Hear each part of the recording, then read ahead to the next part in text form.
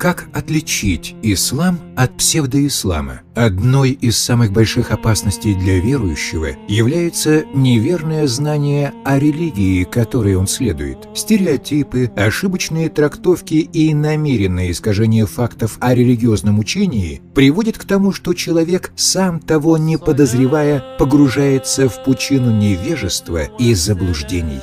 Истинный ислам объединяет, а не разъединяет. Всевышний Аллах сказал в Коране: «Крепко держитесь за верфь Аллаха все вместе и не разделяйтесь». Голословные обвинения в неверии, лицемерии или многобожии стали настоящим бичом современности.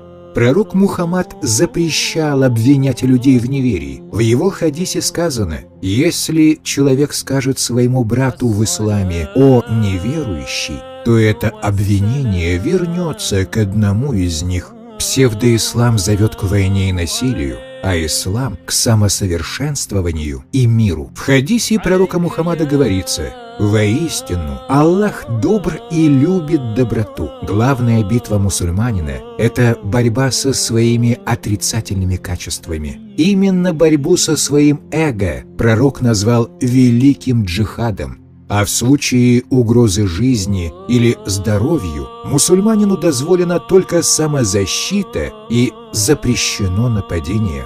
В другом хадисе говорится: «Истина всегда утешительна, а ложь всегда тревожна».